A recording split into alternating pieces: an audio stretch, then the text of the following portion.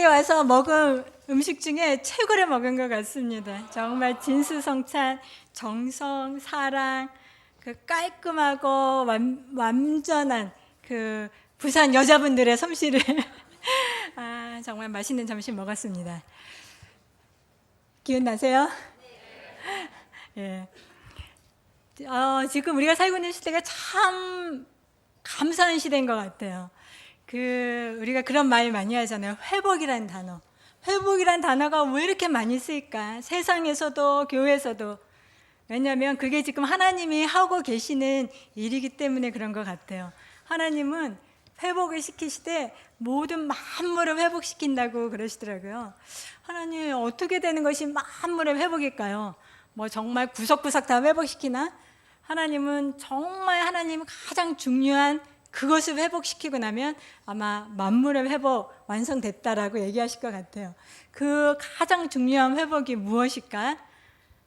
하나님이 만드신 것 중에 가장 소중한 것, 그게 무엇일까? 저는 그것이 다른 어떤 게 아니라 사람이라고 생각해요. 사람이 회복되고 나면 하나님은 만물이 다 회복됐다, 그렇게 얘기하실 것 같고, 근데 사람의 무엇이 회복돼야지 사람이 회복되는 걸까? 저는 사람 중에서도 아담이 회복되면 하나님은 회복 끝, 그렇게 얘기하실 것 같아요. 아담이 도대체 어떤 사람이었을까? 한번 상상해 봅니다. 아무리 상상을 하여도 잘 못 찾을 것 같아요. 별로 얘기가 안 나와서. 근데 여기에 지금 아담의 아들들, 후예들이 되게 많으시네요. 한 반 정도는. 한번 찾아봤어요. 안 보여요. 아담은 정말 우리가 상상할 수 있는 놀라운 사람. 에덴 동산에서 뭐 했냐면 아담은 모든 만물을 다스렸잖아요. 막 어마어마한 맹수도 아담이라는 한 사람의 말에 순종했던 정말 그 놀라운 권세, 그 카리스마, 그것만 있었을까? 엄청난 사랑. 그래서 모든 피조물들이 정말 기쁨으로 아담한테 그렇게 순종하지 않았을까 생각을 하는데, 그 아담을 지금 온 피조물들이 기다리고 있는 것 같아요. 그래서 로마서에 온 피조물들이 탄식하며 기다리는 것이 뭐냐면 하나님의 아들들이 나타나는 것. 그 피조물들의 탄식이 제 마음에도 막 느껴집니다. 저도 탄식해요. 하나님, 그런 남편.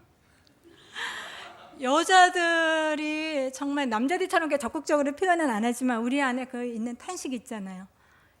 이 남편도 아니고 저 남편도 아니고 하나님, 그 남편이 어디 있을까요? 아마 그것이 여자들의 마음에 있는.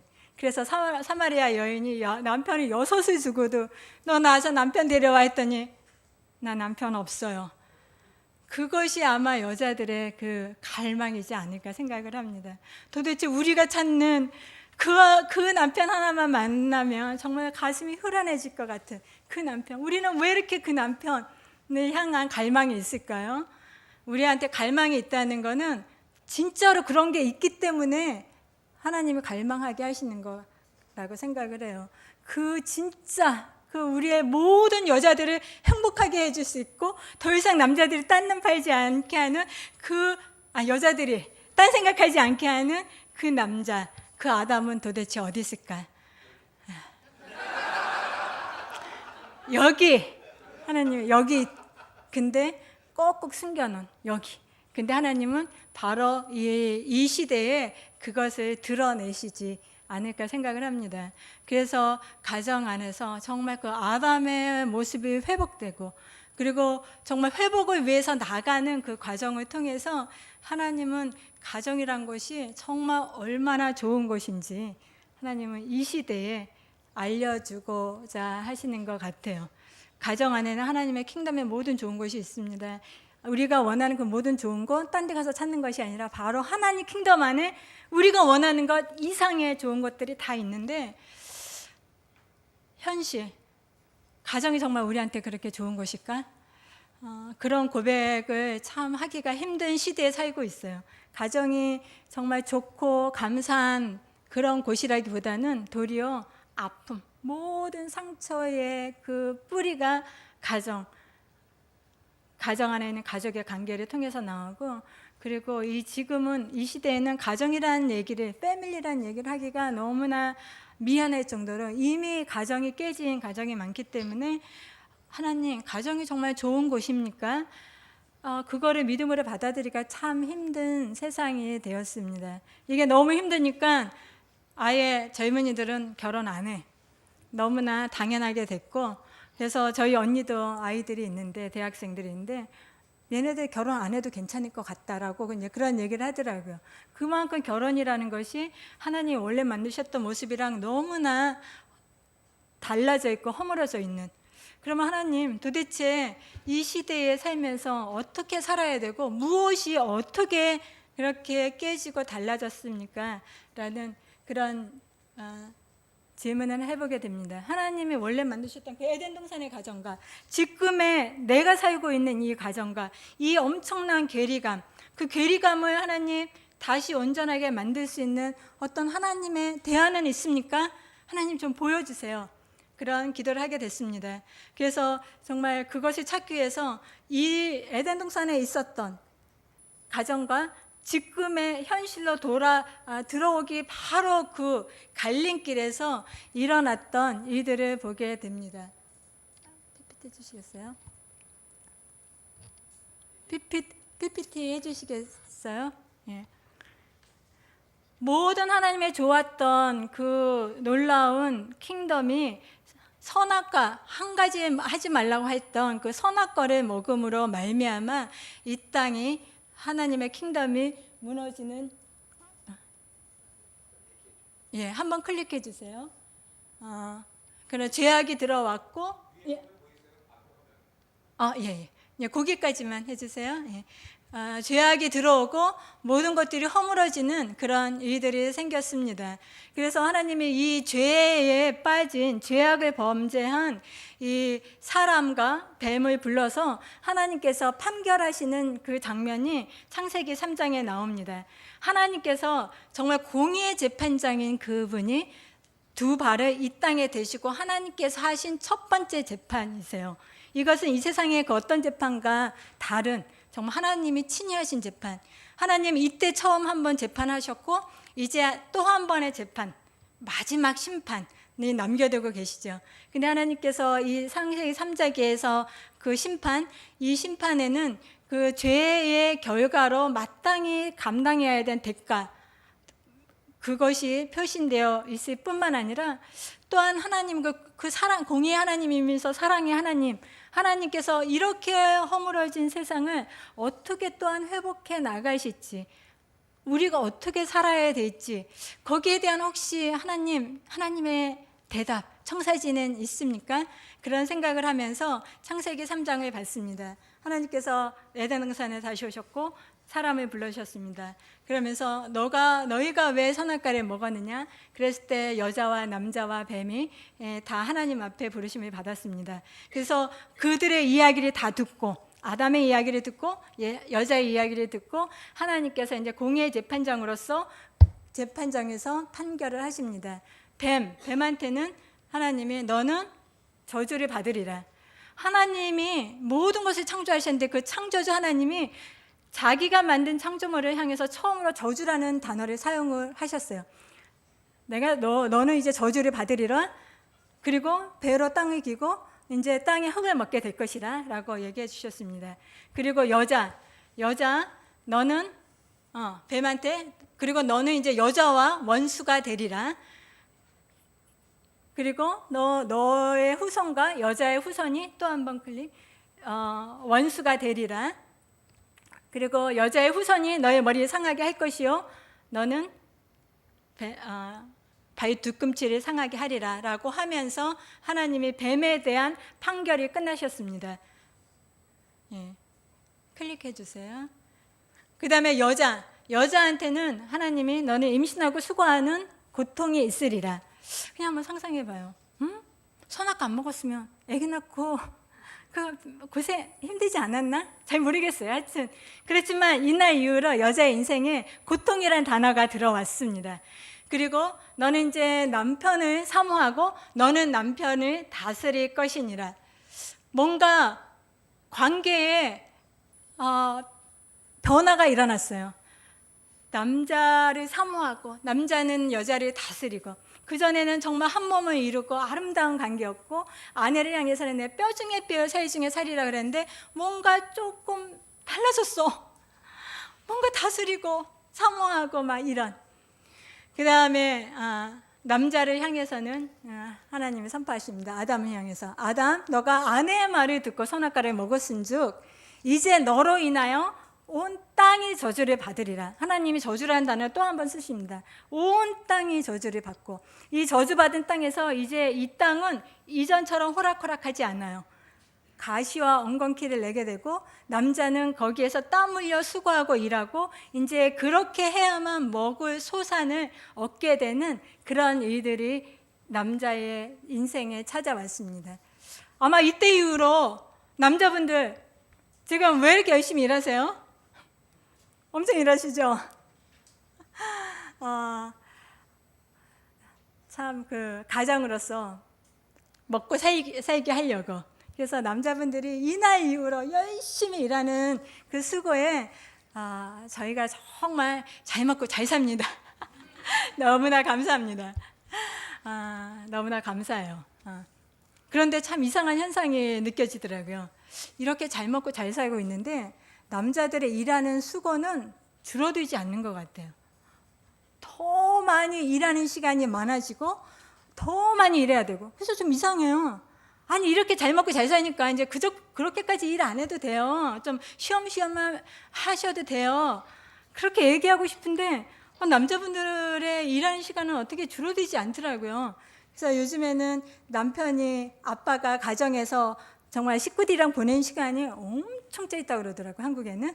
근데 제가 느끼기에는 그래서 평균 아이들이랑 집에서 아빠랑 하는 대화 시간이 얼마인가 해봤더니 1분도 안 되더라고요. 그렇게 남자는 바깥에서 일하는 그 운명으로 살아가게 있는 것 같아요. 근데 그러면 계속 그렇게 살아가야 될까? 뭔가 하나님의 방법으로 이 저주의 사이클이 끊지 않으면 제가 보기에는 남자들은 앞으로 더 많은 일들을 하게 될 것이고, 정말 아빠, 남편 노릇 할 수 없는, 그렇게 되지 않을까 생각을 합니다. 어쨌거나 하나님께서 선악과를 먹은 인류한테 하신 이 첫 번째 판결, 이 판결을 보면서 그런 생각을 합니다. 하나님, 정말 우리의 삶이 에덴에서 어떤 삶이었는지 모르지만 그 하나님 심히 좋았다고 하는 삶이 이렇게 변했군요. 고통이라는 단어, 정말 땀 흘리고 고통해야 되는, 그리고 서로를 정말 미워해야 되는 이런 모든 것들이 우리 삶에 들어왔고, 더구나 저주, 하나님께서 원하시지 않았지만 저주라는 그 멍에를 우리가 짊어지고 살아가야 하는 이런 상황. 하나님, 그러면 그것이 끝이 아니라 하나님께서 이제 모든 것을 회복시키신다고 그랬는데, 그 회복을 위해서는 우리가 어떻게 살아야 되나요? 이 굴레 안에서 하나님, 나는 어떤 모습으로 살아야 정말 온전한 회복이 있을 수 있겠습니까? 그런 질문을 해보게 됩니다.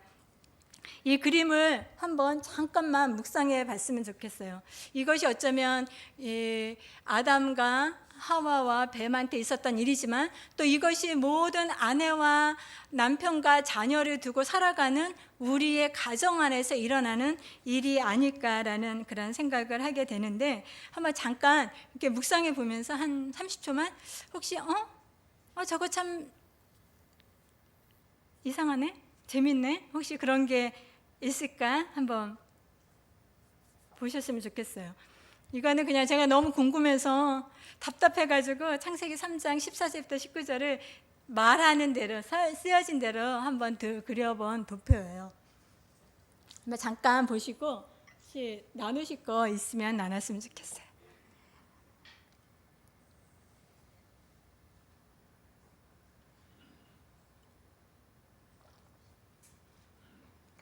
혹시 눈에 딱 들어오는 거 있으세요?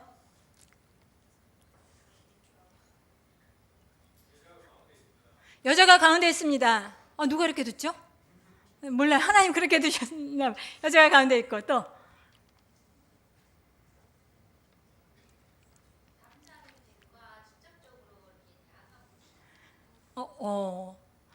남자랑 뱀이랑은 직접적인 관계가 없다. 참 이상한 것 같아요. 남자를 더 사단이 유혹할 것 같은데. 예.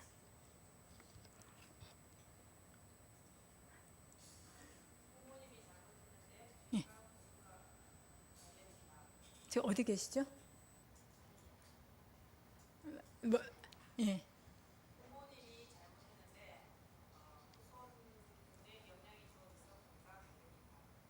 예.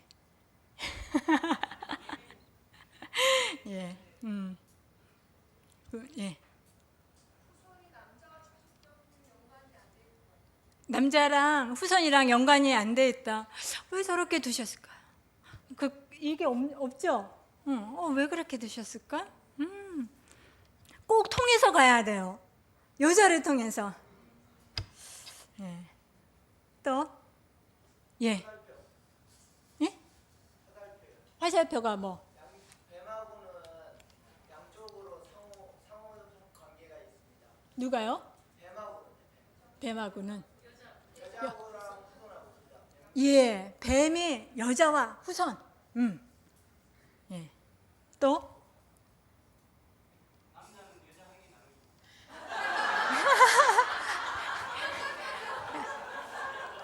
지금 남자는 오로지 여자한테 매달려 있죠. 저는 이거 보면서 참 이상했어요. 남자를 공격하는 게 나는 사단이라고 생각했는데, 이상하다. 그래서 어른들이 옛날에 그 남자들 여자 조심하라 그러지. 여자 조심하라. 예.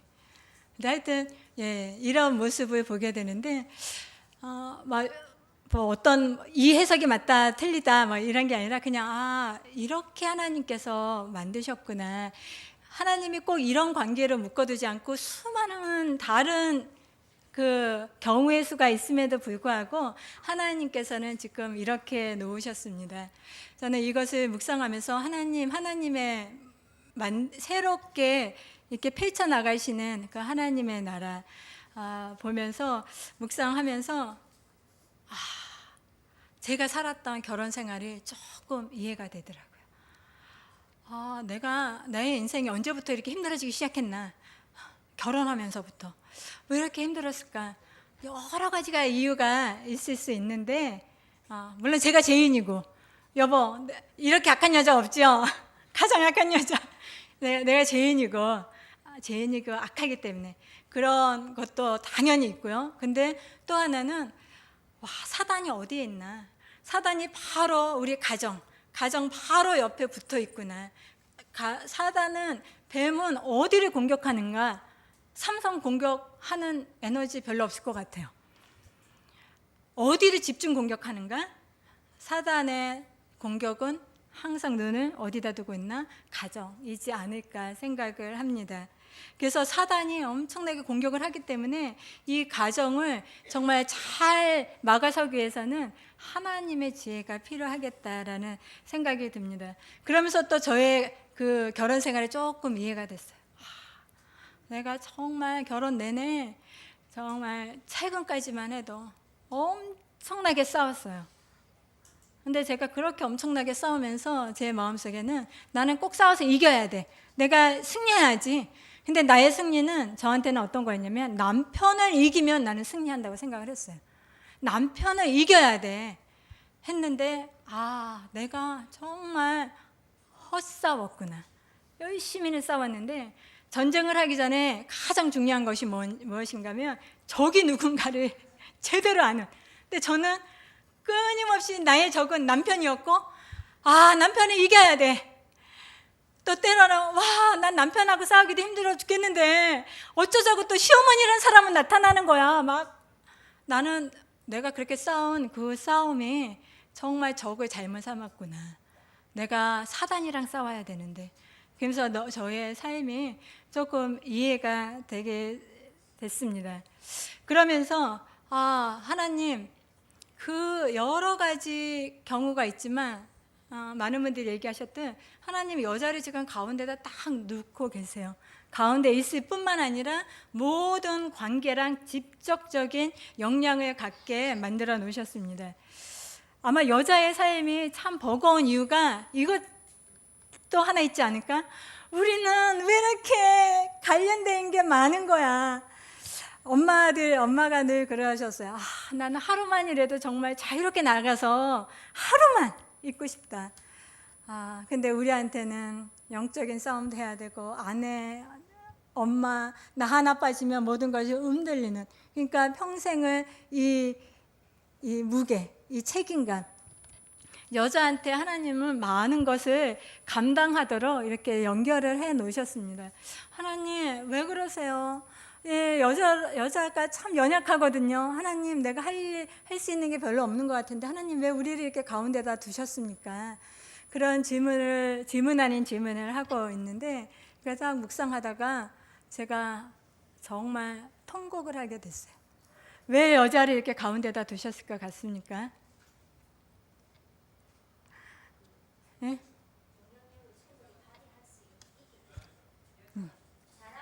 예.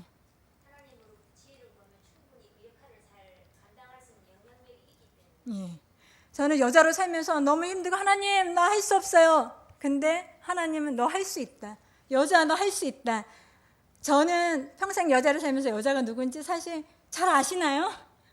아직도 잘 지금 알아가고 있는 중이에요. 근데 하나님은 내가 여자를 만들었다. 나는 여자가 누구인지 안다. 여자가 무엇을 할 수 있는지 안다. 하나님은 그러면서 여자를 딱 가운데다 주셨습니다. 하나님, 이 하나님의 그 아름다웠던 킹덤이 무너진 게 누구 때문인데요? 하와 때문인데요.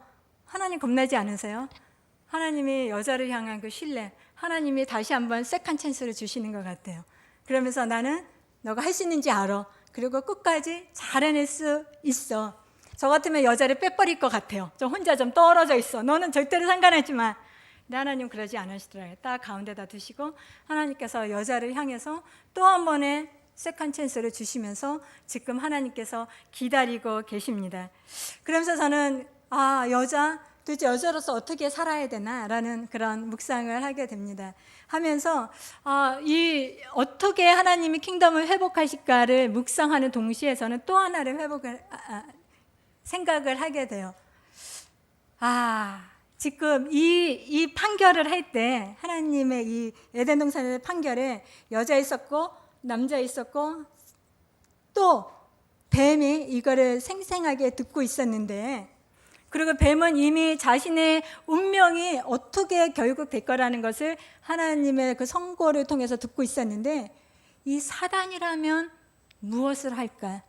사단이 그때 창세기 3장에서 이 이후에 가만히 있었겠는가? 사단은 도대체 무엇을 하고 있을까? 그런 생각을 하게 됩니다. 사단은 자기가 운명이 어떻게 될 거, 그 운명 받아들인 것이 아니라 끊임없이 자기 이제 아담으로부터 물려받았던 빼앗은 그 킹덤을 유지하기 위해서 사단은 끊임없이 노력을 하고 있지 않을까 생각을 합니다. 사단은 하나님처럼 그 전지전능한 그런 존재가 아니에요. 아주 제한된 힘과 그 능력만 있는. 그래서 그 자기의 능력 가지고 뺏기지 않고 끝까지 자기의 킹덤을 지키기 위해서 사단은 자기의 힘을 집중해서 무언가를 공격을 할 것 같다는 생각이 들어요. 만약에 여러분이 사단이라면 누구를 집중 공격하시겠습니까? 여자? 왜요? 그렇게 써있기 때문에. 예. 가운데를 딱 치면은 저도 그런 생각이 들기 시작했습니다. 여자로서 산다는 게 도대체 무엇일까? 제가 태어날 때만 해도 이제 여자들의 세상이 참 좋아진 세상, 우리 엄마가 살았던 세상이랑 다르고 우리 할머니들이 살았던 세상이랑 달라요. 그렇기 때문에 저는 태어날 때 여자로 태어났습니다. 제가 나는 여자야. 저는 사람으로 태어났어요. 내가 태어나자마자 나는 여자로서 어떻게 살아야지 그런 생각 별로 안 하고 그냥 저도 똑같아요. 그냥 사람으로 살 생각을 했죠. 네, 살다가 보니까 이제 결혼하고 나니까 내가 여자여야 되고 내가 여자가 아니면 삶이 참 힘들어지고 막 그런 일이 생겼지만 하여튼 여자로서 태어났습니다. 그리고 여자로서 그냥 열심히 살게 되었고, 근데 제가 사람으로서 근데 제가 언젠가부터 와, 여자가 무엇인가 정말 심각하게 생각해 보는 계기가 있었어요. 제가 딸 6 집에 5째 딸로 태어났습니다. 딸 부잣집에. 그냥 부자가 아니라 딸 부잣집에 5째 딸로 태어났는데 너무나 행복하게 잘 살았고, 정말 저희가 딸 6이지만 아버지가 항상 저희들을, 우리 딸들은 남의 아들 10 못지 않아 막 자랑스럽게 생각하고 사랑받으면서, 그래서 내가 여자라는 걸 생각하지 않고 그렇게 그냥 열심히 살았던 저의 어린 시절이었습니다. 그러다가 제가 결혼하고 나서 이제 여자로 살지 않으면 안 되는 그런 요구, 그냥 사람으로서 살면은 우리 가정이 너무 힘들더라고요. 그래서 내가 여자가 되는 게 무엇인가? 그렇지만 그럼에도 불구하고 참 어색하고 그렇게 살고 있었는데, 저희가 미국에서 살면서 제가 40살 때쯤 그때 한번 저희가 선교 훈련 같은 걸 받게 됐어요. 훈련을 받으면서 그때 몇 달 동안의 훈련 중에 한 주가 그 내용이었어요. 아버지의 마음, 하나님 아버지 얘기하면서 또 육신의 아버지, 그 딸을 향한, 자녀를 향한 아버지의 마음, 그것을 공부하고 있던 중이었는데, 그때 제가 하나님 앞에, 내가 공부가 우상이었고 하나님 앞에 회개하면서 많은 그 어떤 삶의 터닝 포인트가 있었는데, 제가 그 전에 왜 하나님, 나는 공부라는 게 우상이었을까요? 라는 그런 질문을 많이 했어요. 나는 왜 이렇게 공부라는 것에 나의 모든 것을 걸었을까? 간단한 대답은 한국이 그러니까, 한국이 공부를 중요시 여기니까. 그런데 보통 한국 사람들이 생각하는 것 이상으로 저한테는 공부라는 것이 나의 존재를 놓고 정말 나의 모든 것이 걸었던, 하나님 왜 저는 그렇게 살았나요? 그런 질문, 그것이 좀 이해가 후련한 대답을 못 찾고 있었을 때였었습니다. 그런데 제가 일주일 동안의 그 훈련 과정 중에 아버지의 마음, 아버지가 우리 자녀를 얼마나 사랑하는지 그것을 이렇게 계속 묵상하고 있는 중에 갑자기 제가 생각하지도 않았던 모습들을 하나님께서 저한테 보여주시기 시작했습니다. 저는 정말 당당하게 건강하게 잘 살았던 딸이었는데, 하나님께서 그때 보여주신 것은 내가 태어나는 그때, 갓난아기로 5째 딸로 태어났을 때 이 세상이 딸인 나의 존재를 기뻐하지 않는 것을 보여주셨어요.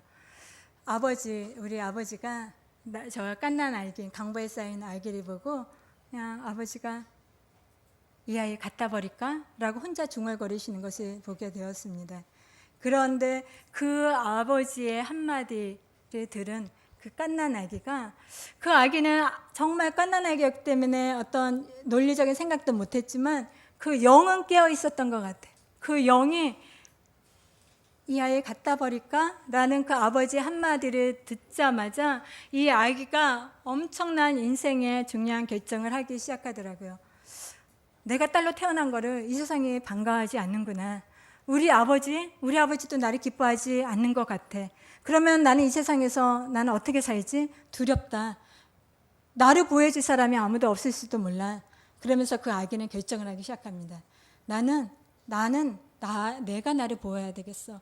나는 이 세상에서 최고가 되어야 되겠어. 그래서 어느 누구도 나의 가치에 대해서 함부로 말하지 못하도록 나는 이 세상에서 최고가 될 거야 라고 그 아기는 결정하기 시작했고, 그러면서 그 사회가 중요시 여기는 공부, 그 공부에서 최고가 되기 위하여 그 아기는 그때 이후로 평생을, 하나님께서 공부가 우상이라는 것을 알려주기까지 평생을 그렇게 자기의 모든 것을 바치면서 달려왔던 그런 모습을 보여주게 되었습니다. 그래서 저의 그 지나간 인생이 한순간에 해석이 되더라고요. 내가 그렇게 했기 때문에 이런 모습으로 여태까지 살아왔구나. 그러면서 하나님 앞에 다시 나가게 됐고, 하나님이 너의 인생, 제가 그때 40살이었는데 하나님이 너의 인생 40년 정말 그렇게 헛살았다고 생각하지 말아라. 하나님 앞에서는 모든 시간의 창조주가 하나님이시기 때문에 하나님은 알파와 오메가의 하나님, 하나님은 시간을 다시 구속할 수 있는 능력이 있는 하나님을 보여주셨어요. 너는 40년을 잘못 살았다고 생각하지만 너가 그 시간을 다시 나 앞에 내어놓는 순간 나는 너의 40년을 다시 구속할 수 있다. 40년을 사단은 너의 정체성을 어그러뜨리고 망가뜨리려고 사단이 했었다면은 이제 내가 그 40년을 보석과 같이 사용하겠다. 그런 경험이 있었기 때문에 정말 눌린 자들을 알게 되고 거짓이 무엇인지 드러내는데 너의 그 40년의 경험이 사용되게 시간을 구속하겠다. 하나님이 약속해 주시더라고요. 그래서 제가 그날 정말 하나님 앞에 다시 제 인생을 돌아보면서 하나님, 제 인생 새롭게 40살에 정말 하나님께서 새 인생을 살게 해주셨습니다. 그래서 제가 그 모습들을 보면서 하나님 앞에 많이 울었고 그러면서 제 마음속에 아버지를 향한 용서를 참 많이 했었어요. 그때는 저희 아버지가 하늘에 계시는데 하늘에 이제 계신 아버지를 위해서 아버지가 그렇게 얘기했던 거 제가 용서합니다. 아버지 얼마나 힘들었으면 그런 얘기를 하셨겠어요. 지금 나중에 생각해 보니까 우리 아버지가 좀 이해가 되더라고요. 지금은 여자 딸 나면 진짜 엄청난 거예요. 이 시대에 하나님은 딸들을 통해서 하실 일이 너무 많기 때문에 정말 딸들 태어난 가정 있으면 정말 눈여겨보세요. 그리고 그 딸들을 마음껏 축복하시고. 근데 이전에 제가 딸로서 태어났을 때는 별로 그렇지 못했던 것 같아요. 우리 아버지가 딸 4가지 낳고 5째 낳을 때 얼마나 기대하셨겠어요.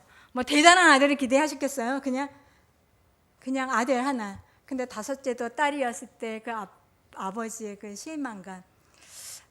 평생 그 아버지가 살았던 그 삶을 묵상하다 보니까 참 하늘에 계시지만 아버지를 향한 긍휼한 마음. 그래서 제가 그 일로 아버지를 많이 용서하고 울면서 아버지 참 수고 많이 하셨어요. 라는 그런 기도와 고백을 하게 되었습니다.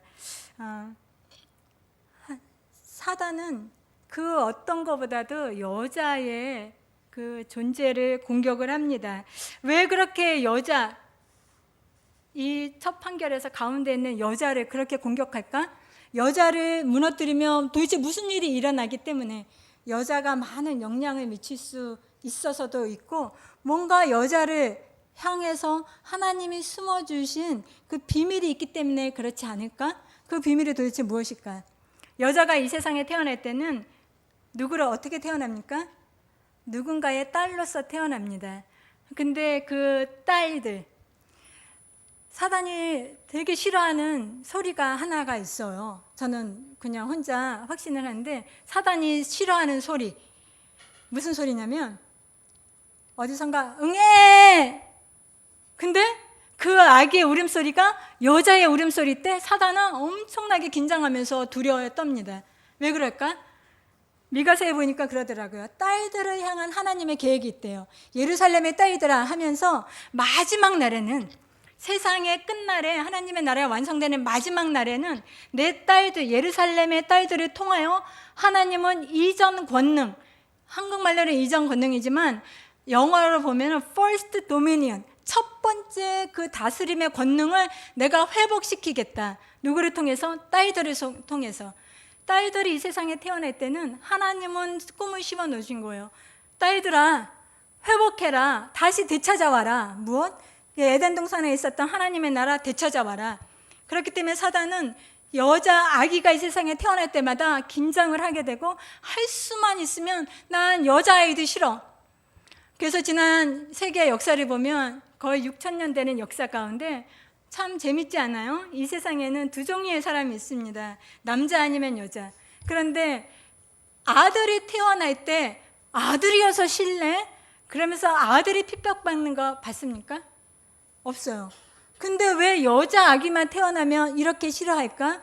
지금은 안 그렇지만 안 그렇게 시작한 게 100년도 안 됐어요. 몇십 년도 안 됐어요. 근데 수천 년, 5천 년이 넘는 역사 동안에 왜 이렇게 어느 나라나 문화나 상관없이 여자아이들 향한 그 엄청난 핍박이 있었을까?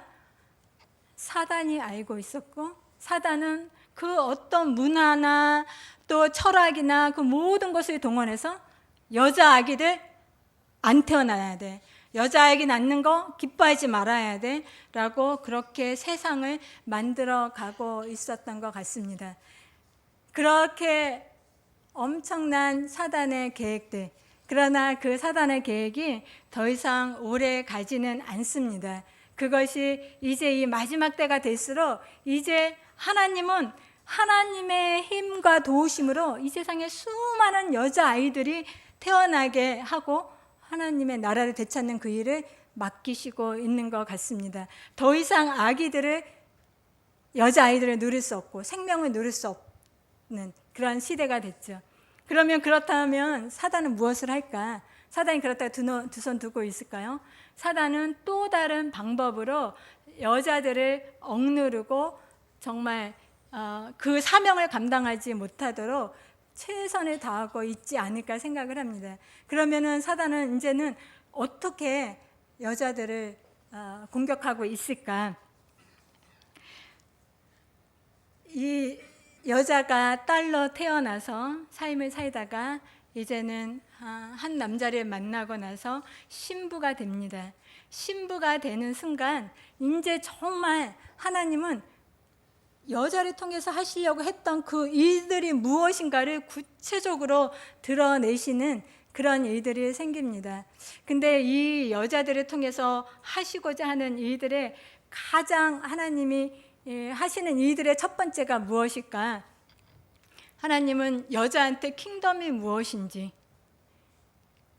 그 킹덤의 실제가 무엇인지 알려주시는 그 일을 먼저 하지 않을까 생각합니다.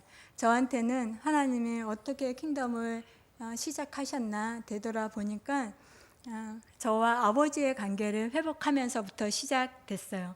제가 저를 보면서 저 아이를 갖다 버릴까 했던, 그렇게 말했던 아버지를 이제 긍휼히 여기고 용서하고 아버지 이해합니다 라고 하면서 아버지의 관계가 참 많이 회복이 됐어요. 그러다 보니까 하나님께서 그 전에 내가 성경을 읽을 때는 그냥 지나갔던 많은 이야기들이 하나님께서 인제를 풀어주시기 시작하시더라고요. 그렇게 정말 묵상을 하고 있었을 때 하루는 그날도 또 아버지를 묵상하고 있었습니다. 아버지 감사해요. 참 아버지는 그 시대에 태어나서 나름대로 참 수고를 하셨네요. 아버지 감사해요 라고 이제 묵상하면서 기도를 하고 있는데, 그날따라 이상하게 아버지를 생각할 때마다 이사야서 48장 8절의 말씀이 계속 떠오르게 하셨습니다. 거기에 보면은 48장 8절에 야곱을 향한 이사야서 선지자 얘기가 나옵니다. 하면서 뭐라고 하냐면, 패역한 너 야곱이여, 너는 모태로부터 패역한 배신한 자여다라는 그런 선포를 하십니다. 근데 그 말씀을 읽는데 이상하게 그날따라 그 말씀이 그냥 지나가지가 않는 거예요. 계속 하나님이 내 마음속에 너 패역한 너는 모태로부터 정령 패역하였다. 그래서 제가 하나님, 이게 정말 저를 두고 하는 말입니까? 내가 모태로부터 패역했다고요? 제가 그래서 저의 모태 때의 저의 모습을 보게 되었어요. 제가 그전에는 생각하지 않았는데 그냥 내가 엄마의 뱃속에 있었을 때 뭐 어떤 일이 일어났을까? 근데 한번 상상해 보니까 이 어린 생명이 엄마의 뱃속에 있으면서 너무 불안해하더라고요. 조마조마. 근데 사실 제가 조마조마할 일이 없는데 우리 엄마가 조마조마한 거예요. 다섯째 아이, 얘가 딸일까 아들일까 엄마가 너무너무 조마조마하는 거예요. 그러니까 이 아기도 덩달아서 조마조마하더라고요. 근데 그 시간이 차고 이제 세상에 태어났습니다. 딱 태어나자마자 몇 시간 안 돼서 그 아기가 처음 들었던 이야기, 저 아기 갖다 버릴까?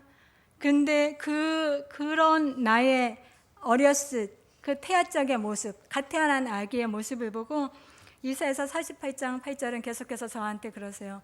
너 패역한 너요. 너는 모태로부터 패역하였다. 하나님, 저는 아니에요. 저는 그렇게 패역하지 않았어요. 하나님을 그런데도 불구하고 끊임없이 너는 모태로부터 패역하였다. 나중에 하나님, 얘는 그냥 피해자예요. 얘는 그냥 조마조마 괜히 괜히 조마조마했고 태어나자마자 이 불공평한 세상에서 괜히 갖다 버릴까라는 얘기 들었고 이 아이는 정말 불쌍한 애예요. 이 아이는 평생 그러면서 40년을 피해자로 그렇게 살았어요. 하나님 얘가 불쌍하지 않으세요? 네, 하나님 그러세요. 너는 노태로부터 폐역하였다.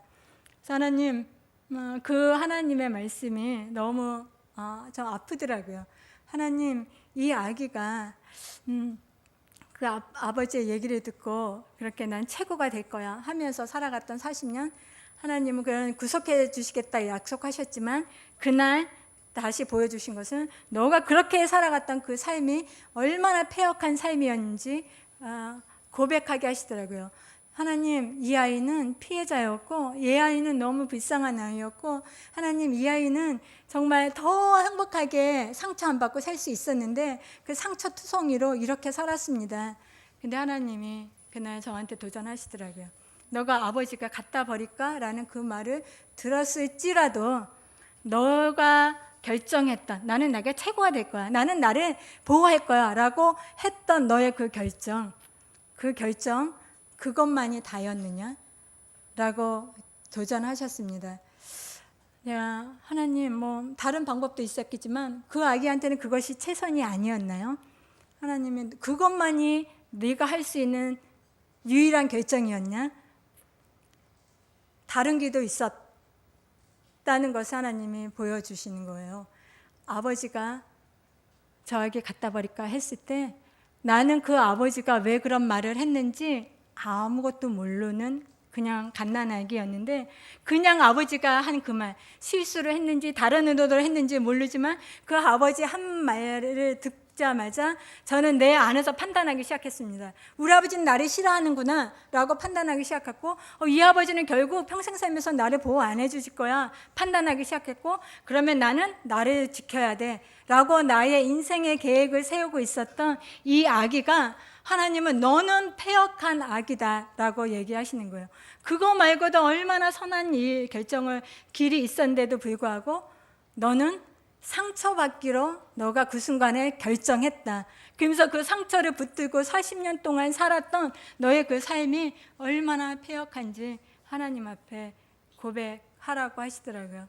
제가 그날 하나님 앞에 그 전에는 정말 며칠 전까지만 해도 내가 아버지를 용서합니다 했는데 제가 그날 이후로 하나님 용서받아야 될 자가 접니다.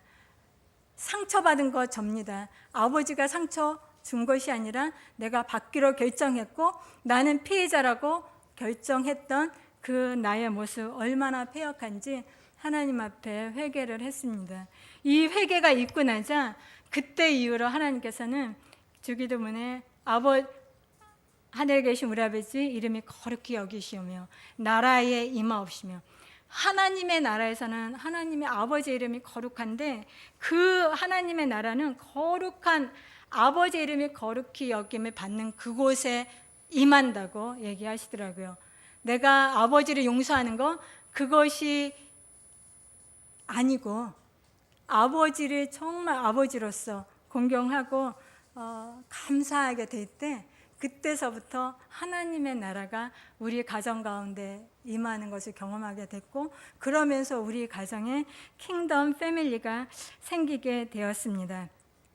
하나님 여자로서 이제 정말 내가 잘 살겠습니다. 정말 그 여자의 모습을 보고 싶습니다. 그런 생각을 합니다. 하나님께서 에덴 동산에서 만들었던 그 여자의 모습이 어떨까 잘 모르겠어요. 별로 이렇게 표현이 안 돼 있잖아요. 안 돼 있는데 불구하고 저는 하나님이 만드신 모든 피조물 중에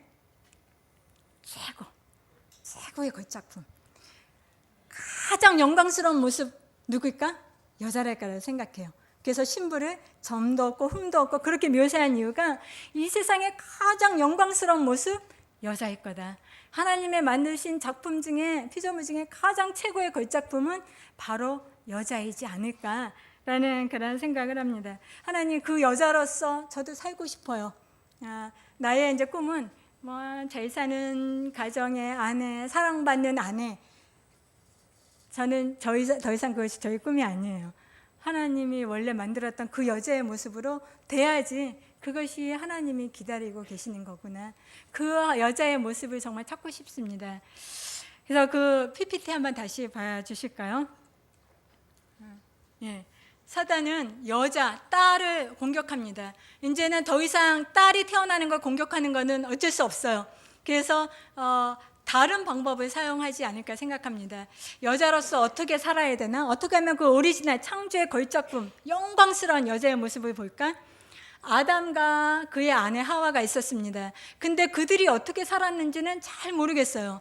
정말 내가 남편과 아내로서 살면서 우리의 모형이 그 아담과 하와여야 되는데 이것이 정말 그들이 뭐하고 살았는지 잘 모르니까 하나님, 그러면 우리의 어떤 롤 모델은 무엇입니까? 했을 때 하나님이 남편과 아내들, 에베소서에서 늘 얘기하면서 남편들아 아내들아 얘기하면서 그 기준이 항상 뭐였냐면은 그리스도처럼 교회인 신부처럼.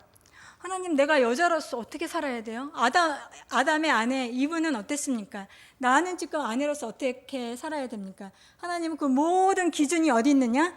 바로 여기 예수님과 그의 신부 교회 모습 안에 여자로서 살아야 될 모든 청사진이 바로 거기에 들어있는 것 같아요. 그러면 정말 교회라는 것이 무엇일까? 예수 그리스도의 신부, 예수 그리스도의 신부인 교회가 이 세상에 처음 선을 보일 때 사도 베드로의 고백기에 통해서 신부가 이 세상에 태어났습니다. 내가 이 반석에 나의 교회를 세우리라 하면서 신부인 교회가 어떤 자들인지 말씀해 주시는 장면, 마태복음 16장 18절에서 19절. 누가 한번 찾으신 분 있으면 한번 읽어봐 주실래요?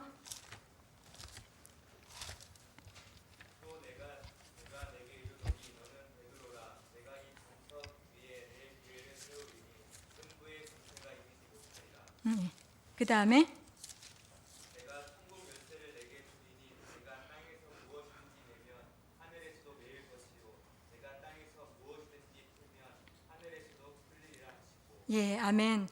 우리한테 음부의 권세가 이기지 못한다고 얘기를 해 주셨습니다. 음부와 맞닥뜨려 놓은 게 누구일까? 이 영적인 사단과 영적인 전쟁, 다른 사람이 아니라 지금 누가 같이 있나요? 여자와 뱀. 하나님은 딱 두 존재를 결정적으로 맞닥뜨려 놓고 전쟁을 하게 하세요. 둘이 전쟁을 하는데 예수님의 그 선포 위에는 내가 내 교회를 세우리니 음부의 권세가 이기지 못하리라. 누가 이깁니까? 여자, 신부인 교회가 항상 승리한다는 거예요. 신부로서 살아가는 삶의 그 여자의 삶에는 항상 승리 안 하면 그건 하나님 책임 아니라 우리의 책임. 항상 그 승리를 얘기해 주세요. 그리고 또 하나는 천국의 열쇠를 내가 주리니 네가 땅에서 무엇이든지 매면 하늘에서 매일 것이요 땅에서 풀면 무엇이든지 하늘에서도 풀리리라. 모든 천국의 열쇠가 어디에 있나? 열쇠 꾸러미를 누구의 손에 주셨나? 하나님은 바로 신부인 교회 여자한테 주신 것 같아요. 이 천국 열쇠를 가지고 무엇을 하느냐? 마음껏 메고 마음껏 풀고. 어디에서? 이 땅에서. 저는 이전에는 막 기도하면서 그런 기도 많이 했어요. 하나님, 하늘을 풀어주세요. 악한 하늘의 세력을 막아주세요. 묶어주세요. 근데 이 구절을 묵상하다가 와, 아니구나. 하나님의 주신 마음이 하늘 걱정 말아라. 하늘은 괜찮다. 하늘 걱정하지 말고 뭐 걱정하냐면 이 땅에서 바로 묶고 바로 풀고. 근데 그 일을 누가 하느냐? 바로 신부한테 주신 것 같아요. 이 세상 누가 만들어 갈까? 저는 그런 생각이 드는데 여자가 만들어 가지 않을까? 한국이 이렇게 좋은, 이렇게 축복받은 이 이유가 무엇일까?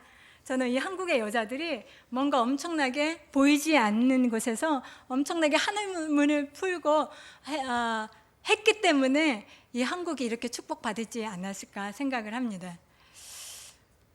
그런데 또 요즘에는 그런 얘기를 들리더라고요. 한국 되게 힘들다고. 그러면서 해외조선 왜 해외조선이 생겼을까? 이거 누구 잘못일까? 대통령 잘못일까? 근데 말씀대로 돌아가면 여자들 잘못인 것 같아요. 여자들이 뭔가 지금 잘못 묻고 잘못 풀었기 때문에 지금 이런 일이. 그렇지만 하나님께서 알려주고 싶은 거는 여자들한테 천국의 열쇠가 있다라고 얘기하시는 것 같아요. 이 천국의 열쇠를 가지고 무엇을 하나? 하나님은 하나님의 킹덤을 이 여자가 속한 가정에 임하게 하는 것.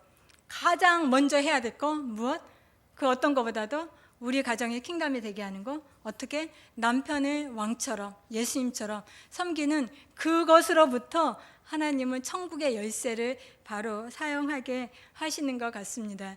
이 천국의 열쇠, 많은 역할들이 있지만 가장 중요한 역할, 이 천국에서 가장 중요한 곳이 무엇일까?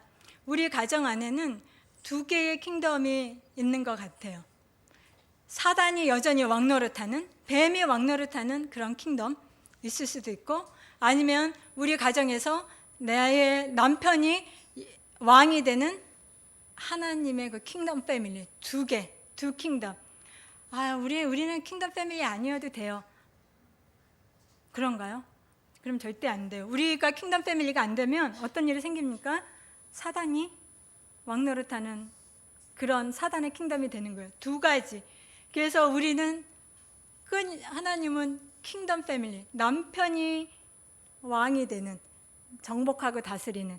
그래서 여자한테 그 열쇠를 사용하라고 하시는데, 그래서 남편을 왕처럼 예수님처럼 섬기라는 정말 쉽지 않지만, 그렇지만 반드시 하나님이 보기를 원하시는 그 천국의 모습이 바로 그것이 아닐까 생각을 합니다. 우리의 가정에 천국을 정말 온전하기 위해서 정말 중요한 관계, 그 관계가 무엇일까?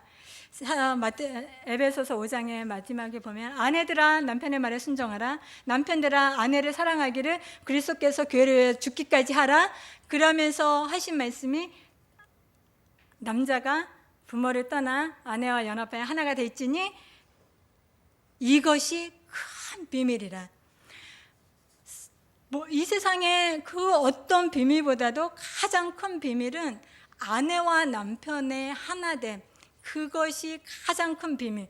왜냐하면 아내와 남편이라는 이 두 사람이 한 몸이 되어야지만 진짜 하나님이 만드신 사람이 어떤 것인지, 남자로서 여자로서 반쪽이 정말 하나를 이루었을 때 하나님은 모든 것을 다 맡길 수 있을 정도로 그 원래의 형상과 모양을 가진 사람이 생겨납니다.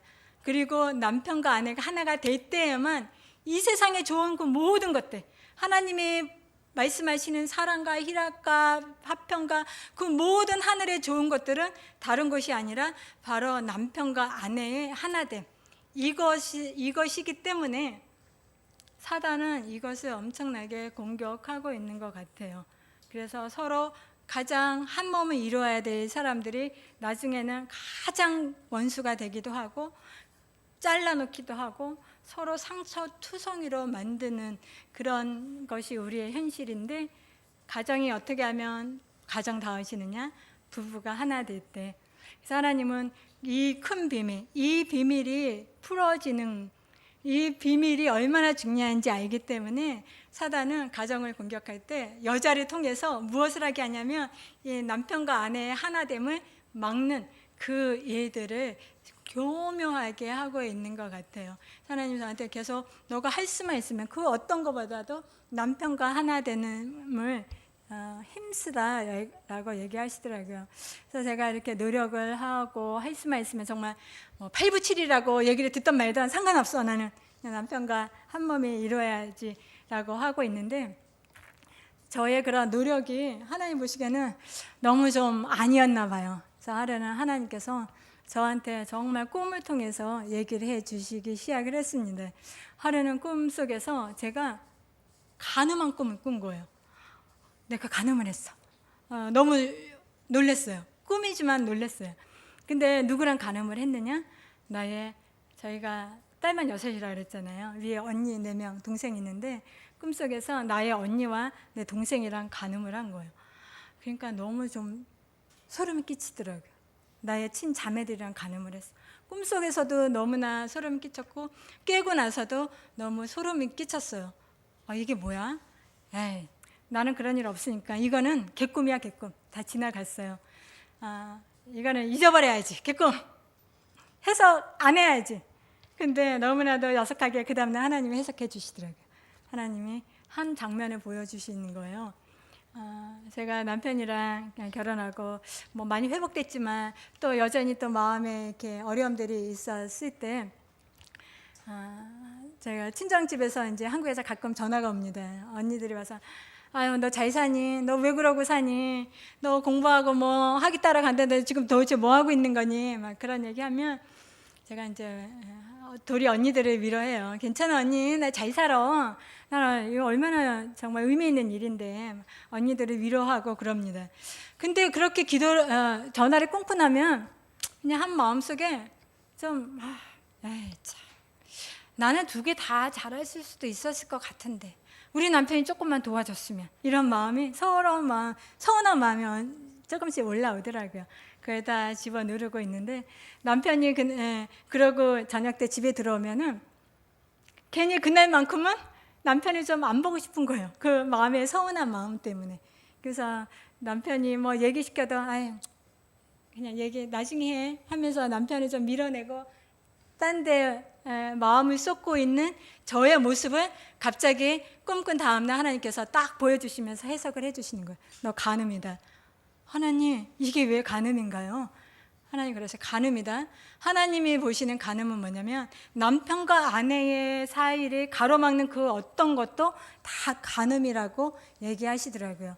하나님 그거 너무 하신 거 아니에요?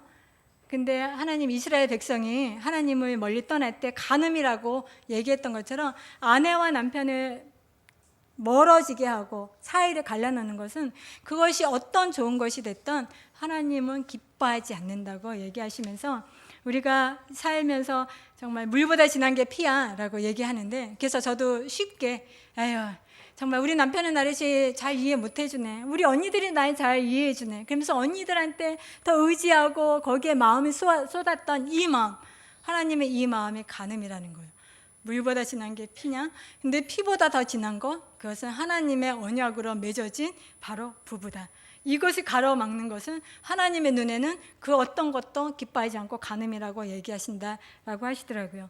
제가 그날 이후부터는 정말 이 부부의 관계가 얼마나 중요한지 그 어떤 것보다도 부부를 먼저 놓고 살아가는 그런 삶을 시작되었습니다. 정말 아내가 온전히 남편과 하나 되고 천국의 열쇠를 갖고 신부로서 있을 때 하나님은 놀라운 일들을 행하시는데 정말 모든 음부의 권세를 무너뜨리고 그래서 신부로서 사는 사람들의 삶에는 우리 여기 하와이의 딸들이 많으시잖아요. 우리한테 하나님이 기대하신 게 뭐냐면 승리. 근데 그 승리 중에서 어떤 승리? 백전백승. 어떤 싸움을 싸워도 이기는 그 승리. 근데 하나님 솔직히 내 삶에서 정말 이렇게 백전백승이 있나? 그렇지 않더라고요. 하나님 내 삶에는 왜 그럴 게 없습니까? 하나님 그러세요. 신부가 될 때에만 그렇다. 신부가 되기 위해서는 그냥 되는 것이 아니라 신부의 단장이 필요하다. 신부는 정말 신랑 만나기까지 단장. 그래서 여자로서 살면서 가장 투자할 때가 언제예요? 결혼식 때, 신부 단장할 때. 그때는 금식 뭐 일주일 해도 괜찮고 돈 얼마나 써도 괜찮고 모든 것을 아끼지 않고 다 하잖아요. 왜냐하면 신부 단장이 그렇게 중요하기 때문에. 세상에 살면서도 그런데 하나님 안에서는 신부의 단장이 얼마나 중요한지 이 신부의 단장이 온전히 끝나고 나면은 이제 정말 이 세상에 짜잔 그 신부 음부를 이기고 백전백승하는 그 신부 가는 곳곳마다 킹덤을 여는 그 신부가 드러나게 되는 거죠. 하나님 알겠습니다. 나 신부 단장 할게요. 가르쳐 주세요. 어떻게 할까요? 뭐 지금 돈 내고 어디 마사지 받으러 갈까요? 주님이 원하시는 신부 단장 이야기가 나옵니다. 베드로전서 3장 5절에 보니까 베드로가 그래요. 너희들 아내들이여 신부 단장해라. 3장 5절에 뭐라 그럽니까? 신부 단장? 무엇이 신부 단장이라고 해요? 남편, 예? 순종함으로 누구한테 자기 남편한테 순종함으로 자기를 단장하라고 얘기하십니다. 남편한테 순종, 남편의 말에 무조건 복종하는 것이 신부의 단장이라고 해요. 하나님 또 이야기하세요. 지금 정말 여자로 살면서 한 가지 피해가고 싶은 게 이건데 하나님은 여기 와서도 또 이 얘기하십니까? 정말 이거 좀 결판을 내야 될 것 같아요. 하나님은 근데 베드로를 통해서 신부의 단장, 그것이 뭐냐면 남편한테 순종하는 거다. 하나님 도대체 뭐가 그렇게 남편한테 순종하는 게 뭐를 하기를 원하십니까? 선악과를 먹고 나서 이 세상은 더 이상 좋은 세상이 아닙니다. 이 정말 사단이 왕노릇하는 세상에서는 여자가 여자로서 제대로 살 수 없는 그런 가장 피해를 많이 입고 공격을 받는 것이 누군가? 여자. 이 저주받은 세상, 근데 이 저주받은 세상이 회복이 되어야지만 여자가 바로 에덴 동산에서 거닐었던 그 여자의 모습으로 살아갈 수 있는 것 같아요. 하나님이 누구한테 저주했냐면 뱀한테 저주하고 이 땅한테 저주했습니다. 도대체 저주가 무엇일까? 사업할 때마다 망하는 게 저주일까? 도대체 저주가 무엇일까? 저주라는 단어를 제가 너무 궁금해서 찾아봤더니 히브리어 원문에 보면은 너무나 놀랍게도 저주는 머리가 두 개가 딱 있는 게 저주라는 단어더라고요. 왜 사단이 뱀이 저주를 받았을까? 하나님의 머리로 하지 않고 내가 머리가 되겠다 했기 때문에 그 뱀의 운명은 저주인 거죠. 왜 땅이 저주를 받았을까? 하나님이 왕노릇해야 되고 하나님의 형상이 가진 아담이 왕노릇해야 되는데 사단이 왕노릇하려고 하니까 이 두 가지의 싸움에서 이 땅은 저주받은. 그래서 하나님은 여자를 통해서 무엇을 하기 원하시는가? 먼저 이 여자가 살아갈 수 있는 환경을 원래의 오리지널 에덴으로 회복하는 그 일을 하기 원하는데 누구를 통해서? 여자를 통해서. 어떻게? 머리가 하나 되는, 어떤 상황에도 머리가 하나 되는, 우리가 좋은 머리가 많은 것이 복이 아니라 하나님은 머리가 하나 될 때 온전한 킹덤이 임한다. 그래서 그 일을 누가 하느냐? 하나님이 지금 여자한테 시키십니다. 남편한테 순종해야 되는 이유를 이제 하나님 감사합니다. 내가 남편한테 순종해야 되는 게 내가 뭐 누가 머리가 좋냐 나쁘냐 이 세력 싸움이 아니라 그렇게 하나가 돼야지만 이 세상이 저주 없는 세상이 되는구나. 나의 순종 하나가 이 세상을 변화시키는구나. 그래서 정말 이제는 나를 쳐서 복종하는 것이 이전보다 훨씬 기뻐졌어요. 쉬워지진 않았어요.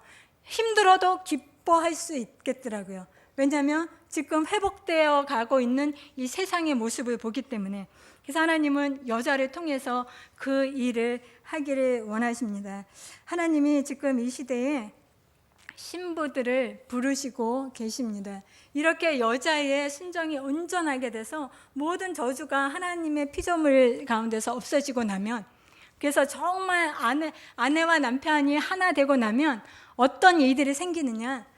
남편을 머리로 삼은 그 아내를 통해서 킹덤이 회복되었을 때 하나님은 그 여자를 뭐라고 하냐면 잠언에서 보면 남편의 머리에 씌인 면류관이라고 하더라고요.